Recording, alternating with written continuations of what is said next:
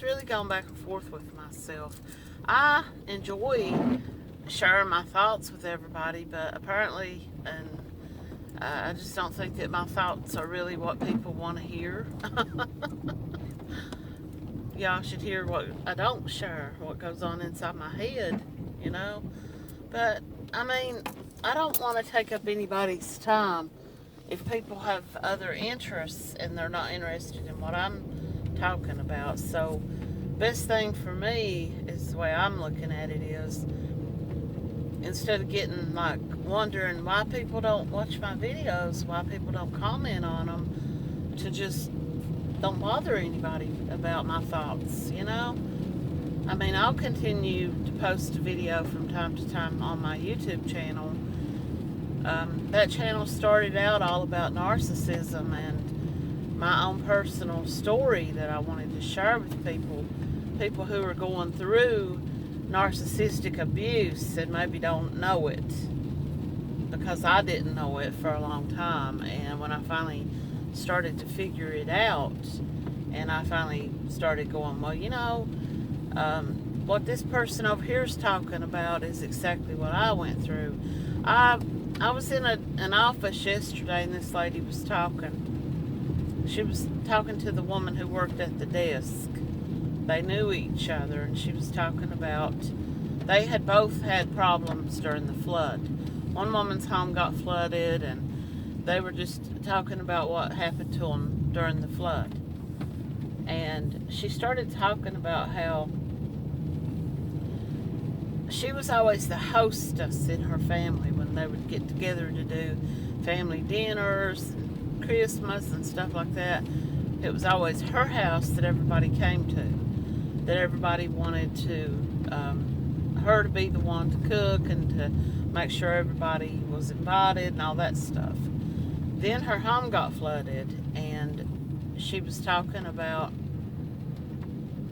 her mother and her sister both really showed their true colors, because neither one of them offered to put her up. Neither one of them offered to come help her clean up her house and get it back in order. Neither one of them wanted to really. And then she started having all these health problems, and she was hospitalized, and they didn't come to visit her, and they didn't offer to help her out during that time when she was unable to do anything for herself. And then Christmas, when the flood took place at the end of July, she had her home and everything back, was moved back in and everything, and Christmas comes around, and she said she tells her family, I'm not hosting Christmas this year. I'm not cooking. I'm not, because she'd been in the hospital. She'd had health problems. And also all the stress and everything that she had to deal with, and the money that she had to spend out of her own pocket to clean her own home up after the flood. And so she just told her family, I'm not doing Christmas. And she said it was like they just turned on her. And they just, it's like the things that her mother and her sister would say to her in privacy and behind closed doors, the way that they would talk to her and belittle her. And then to everybody's face when they were out in public, her mother would tell everybody, she would talk about how sick her daughter was and stuff like that and try to get sympathy. But then behind closed doors, it was like, well, you could do it if you really wanted to. And she's just over at the desk talking to this woman, telling her this stuff. And I'm sitting there listening to her, and I'm thinking, that's narcissism. And that was what I got started talking about on my YouTube. It was just the things that we don't realize until they happen to us. And even after they happen to us, a lot of times we don't realize what it's called. And this woman went through a lot of health problems and things basically on her own, because she wasn't the person that her family thought she was.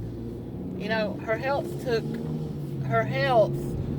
became her number one priority, was to take care of herself and her own stress and stuff.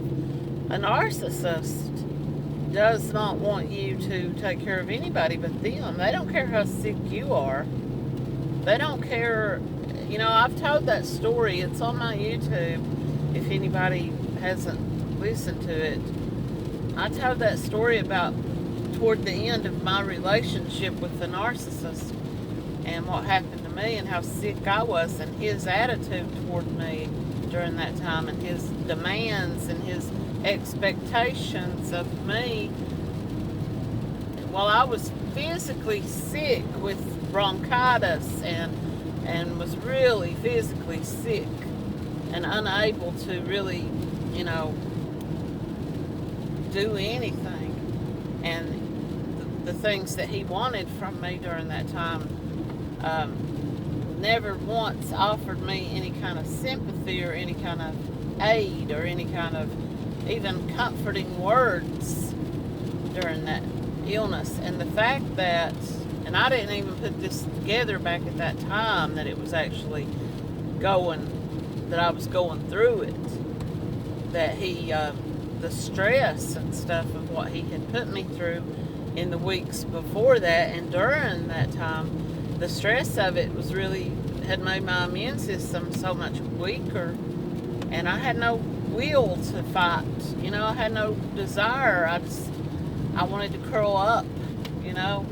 I didn't want to fight back. You know, all I cared about was just taking whatever I could take, NyQuil or Robitussin or whatever I could find to take to knock me out so that I would sleep through it. But I couldn't sleep through it because he would text me all hours of the night, knowing that I was sick. That's how little consideration and concern a narcissist has for anybody. And this woman's family expecting her to cook and take care of the house and all the invitations and running, you know, what you go through when you're cooking a big Thanksgiving dinner for everybody in the family. You think, okay, I've gone grocery shopping, I've got everything. Now I have to clean my house, I have to get my kitchen ready, I have to prepare the food, I have to find storage for the food, I have to, I forgot to buy parsley, or, you know, I forgot to buy eggnog or whatever. And you have to make another run. And this woman just wasn't able to do it. And her family, instead of saying, we understand, let's just, you know, forego the Christmas meal this year, let's just spend time together as a family. We don't have to eat. We can eat when we get back home. We can make bologna sandwiches or whatever. They had come to expect her to prepare things for them that they didn't even think, you know, maybe we should be offering to help her because of what she's gone through. That's narcissism, you know? And so when I started making these videos here on this Facebook page, it was because of that. I recognized those signs, those signals coming out of CMC toward her viewers, toward her supporters, toward her own family, toward her pets, toward the haters, as she likes to call everybody, and her own behavior. It was just narcissism 101. And I thought, okay, maybe some of the people watching her, maybe some of the people streaming and following the awareness pages really believe that she's just, it's just about substance abuse, or it's just about financial gain. When in fact, it was her narcissistic personality disorder and her ego and her, in the very beginning, the very first person who ever sent her $1, whether she dry begged and told people how hard she was having it and they felt sorry for her and sent her that first $1, or whether somebody just said, you know, I want to send you something as a gift. It struck a aha moment in her mind that this is how I can get what I want. This is one more way that I can use my sad sack, oh, woe is me, I watched a video someone made the other night, an older video that someone was sharing, one of her streams, a clip from it, and she was crying, and she was, y'all just don't know what it's like in Jackson, Breathitt County, Kentucky. If you ain't from here, you just don't know. You just don't know. You don't know. Well, I do know, because I am from Eastern Kentucky. Born here, raised my own child here, have lived in Eastern Kentucky, and yes, I do know that there are hard times, just like there are hard times for families in Chicago, Illinois, or in Quebec, Canada, or in Los Angeles, California. There are hard times for people all over the world. It doesn't matter if Daddy is rich and owns his own factory and drives a Mercedes Benz and has always made a way for his family. Look at the Murdochs. There are hard times, there are problems for everybody, no matter how you grow up, or what kind of family you grow up in, or what town or neighborhood you grow up in. And yes, jobs are a little bit harder to come by in some parts of the country, because they don't build factories, they don't build industry. And the industry that we did have, the country has killed it, you know. So yeah, I do know that there are hard times, but I also know that it's not anybody else in the world's place to give you money just because you were born in a part of the world. You know, just because you were born and grew up in Breathitt County doesn't mean that people in, you know, Burlington, Vermont, or, you know, Sarasota, Florida, or wherever else in the world should pay your way through life. So, you know, that galls me more than anything she does, is using her Eastern Kentucky roots and her Eastern Kentucky background as a way to get people to feel sorry for her. Because there are just as many people in Eastern Kentucky who have made it, who have gone to college, who have worked for what they wanted. They may not be living on easy street. They may not always have had it easy, but they worked for it, even if they had to work 2 jobs. Some single mom, maybe she had to go back to college at the age of 30, or maybe she had to go to trade school and become a nurse or a dental hygienist, or a trade schools. Maybe somebody went back to school and became a HVAC technician or a mechanic or something in order to earn a little bit more money and bring into their home. But they went there and they did that and they earned it. They didn't sit on live and cry because poor pitiful me, I live in poor Breathitt County in a 1-room shack over the river with my married lover. And Ed, I mean, I didn't even mean to get into all this about them. I really didn't. But she makes him out. How many people vilifies and puts Ed down because of her words that Ed doesn't provide for her? Because if she was wanting people to believe Ed's a good provider and a good man and has helped her, she would never get on there and say those things about, I can't pay this and I can't buy that because I'm broke. She would say, Ed will go to work and Ed will bring some money home and we'll be able to pay for our cigarettes. We'll be able to go out to eat. We'll be able to pay to buy a new car a tire for our car.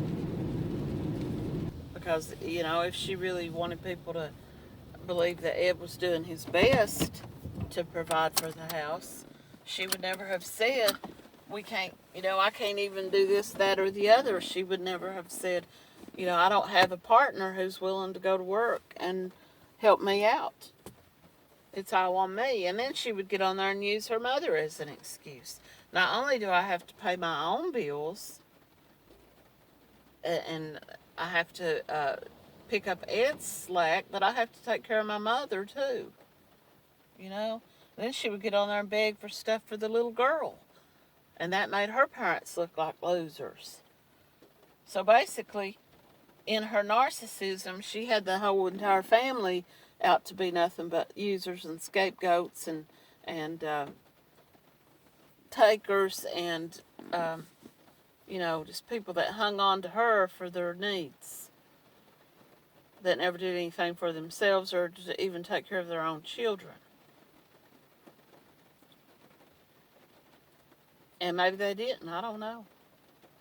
Maybe the fact that little B is always with Mama is just the same way that her kids, CMC's kids, were always taken care of by the aunt and uncle. And maybe CMC was never taken care of by her own mother. And whoever her dad was, y'all remember right before the big arrest and all that stuff, she had reconnected with her daddy's family. And, remember her sitting in the car bawling her eyes out because she had her daddy's coat. That was probably a coat that she bought at the Five and Dime. Maybe it was one that somebody gave to Ed or something, I don't know. It could have been her dad's coat. I'd be very shocked if it was. But she never makes any mention of that anymore. She never mentions her uncles that she was so close to and that she would go over to visit every day and they would play music for her on the guitar and all that stuff. She never talks about that anymore at all. Maybe that side of the family said, we don't even know for sure that you are that man's daughter, so why don't you stop putting that family on there and using them as another source of, sympathy or whatever.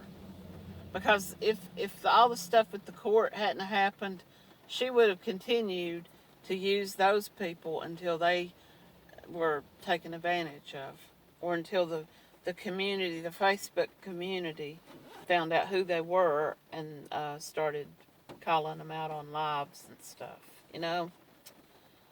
So anyway, I didn't even come on here to talk about her. I just and that was what I was saying at the beginning of this video. I don't know if there's really even a reason for me to even continue talking about it, because that's the same thing I've repeated before. What I just got done talking about, I've talked about before. And other people are talking about that. And I know a lot of people like to come on to Facebook, that it's a release of stress for the day. All the stuff that's going on in their own lives. They like to come on Facebook and read about somebody else's arguments, somebody else's dirty laundry, somebody else's antics or, craziness. And it kind of takes a little bit of the stress off themselves. And this one particular person just said, this is no longer something that interests me, when it came down to it just being about fighting and name calling and exposing each other's personal information and stuff. And this person said, I'm just taking a back seat to all this. I don't want to be involved in all this anymore. So they decided they're just going to walk away. And I kind of feel the same way. And just me talking about CMC like I just was, it's because of the narcissism.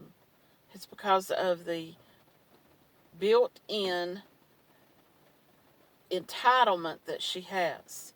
No matter how poor she claims to be, no matter how hard she claims her life has been, she has this built-in egotistical narcissism that makes her feel entitled. And she uses that in order to get people to send her money or to send her sympathy stars or whatever. And she's never going to stop. She's never going to change doing that. So I could come on here and make a video a day and it'll be about the same crap. So I just kind of feel like when I share videos that are not related to her and I talk about other things, like the other night I made a pretty long video where I was talking about trying to build up your own self-worth by leaving people in the background who mistreat you, stopping your interactions with friends or so-called friends who make you feel like you're not good enough or you're not really invited or welcome or part of their group. And I got almost zero feedback on that. I don't even think anybody commented on it. And my vision when I was making that video and my expectation was that it would help some people who maybe listen to it think better of themselves. And I don't know, maybe it would make you feel like you could take a step back and look at the people in your own lives and say, these are not people that treat me well. These are not people that I really want to spend time with. And maybe you would get a sense of not wanting to be treated that way anymore. But nobody really commented on it, and it just made me feel like, okay, maybe if I'd have come on here and I'd been talking about somebody's hoo-ha and what color it is and how big it is and how long it is and how stretchy it is and how much hair it's got on it, or, how many people have visited down south or whatever, maybe people would have, oh, that's so great, that's great stuff, Or if I'd been talking about what substances they abuse or, in such a way that it wasn't educational, but rather just funny, just fun. And I'm all for having fun, and I enjoy, laughing and joking as much as anybody, but not at the expense. Even the people that, like, CMC deserves it. CMC has done so many people dirty, has made up so many lies, mistreated so many people, that she deserves it. Some of the other ones do too.